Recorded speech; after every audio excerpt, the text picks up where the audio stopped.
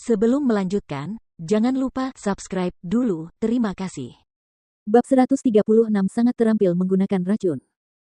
Saat hatinya dipenuhi keraguan dan dia masih berpikir dalam-dalam, pikirannya terganggu oleh suara lain. Ayah, apa yang terjadi? Feng Qingge melangkah cepat untuk datang ke sisi Feng Xiao. Melihat dua sosok yang bertarung di atas atap, matanya melebar tanpa sadar dan dia bertanya, seorang pembunuh berani masuk ke sini. Untuk apa dia datang ke sini? Bagaimana dengan kakek? Apakah kakek baik-baik saja? Kakekmu hilang. Feng Xiao berkata dengan alisnya berkerut dan dengan kekhawatiran yang tak tersamar di matanya.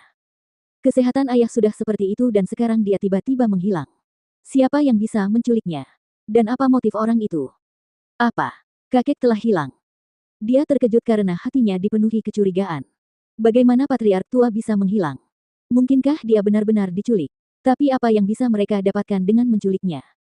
Dan, mereka bisa datang ke kediaman Feng yang dijaga ketat untuk menculik seseorang seolah-olah tempat itu kosong. Seberapa terampil orang itu? Sus, ha, plus bam bam. Pukulan dan tendangan saling beradu, udara dipenuhi hembusan angin dan benturan. Dua sosok, satu hitam dan satu putih, diselimuti aura mistis yang kuat, tak satu pun menahan serangan mereka, setiap pukulan sangat ganas yang membuat semua orang di bawah memperhatikan dengan saksama. Sementara Feng Xiao masih merasa terkejut dengan keterampilan pria berjubah hitam itu, dia melihat pria berjubah hitam itu melancarkan tendangan samping yang menyapu, kaki yang melesat di udara itu bahkan diselimuti oleh ki jahat yang berkilauan yang terlihat oleh mata, berayun dengan kecepatan tinggi ke arah Murong Yisuan. Aduh! Murong Yisuan mengerang dan tubuhnya kehilangan keseimbangan yang menyebabkannya jatuh dari ruangan ke tanah. Dia dengan cepat menyesuaikan diri, memanggil ki-nya untuk membiarkannya mendarat dengan kedua kakinya. Namun, dengan kecepatan dan kekuatan yang telah dia miliki, dia tetap jatuh beberapa langkah ke belakang sebelum dia bisa menenangkan diri. Saat ia berdiri tegak di atas kakinya dan mendongak, ia melihat sosok hitam di atas atap mengalihkan pandangannya ke arahnya. Pandangan itu membuatnya merasa agak familiar dan untuk sesaat, ia kehilangan dirinya sendiri saat jantungnya berdebar kencang. Mengejar. Feng Xiao melihat sosok berpakaian hitam itu melompat menjauh untuk melarikan diri, dengan cepat menghilang di dalam malam dan dia segera memerintahkan para penjaga untuk pergi menangkap pelakunya. Bagaimana mungkin kecepatan pengawal Feng mampu mengejar Feng Jiu? Bahkan setelah meninggalkan kediaman Feng, Feng Jiu tidak berhenti melompat-lompat, dengan cepat meninggalkan para pengejarnya jauh di belakang. Hanya ketika dia mendekati bagian luar halaman saat kembali, dia membawa patriark tua keluar dan melompat masuk ke dalam rumah besar sambil menahannya untuk pergi ke halaman dalam. Jiu kecil, bagaimana? Apakah berjalan lancar?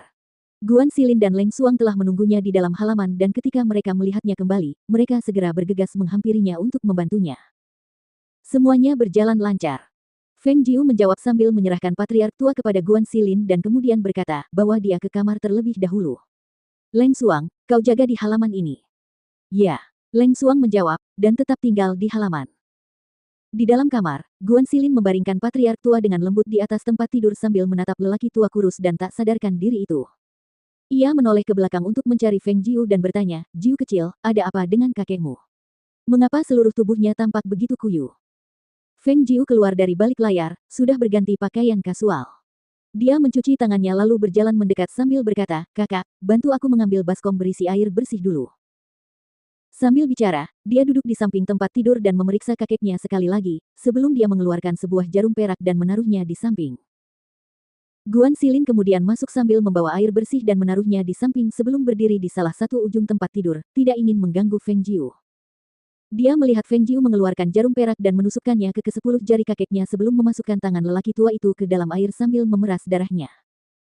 Ketika ia melihat baskom berisi air itu ternoda oleh darah yang berwarna kehitaman, ia tak dapat menahan napas. Wanita berbisa itu benar-benar telah menggunakan racun pada kakekmu.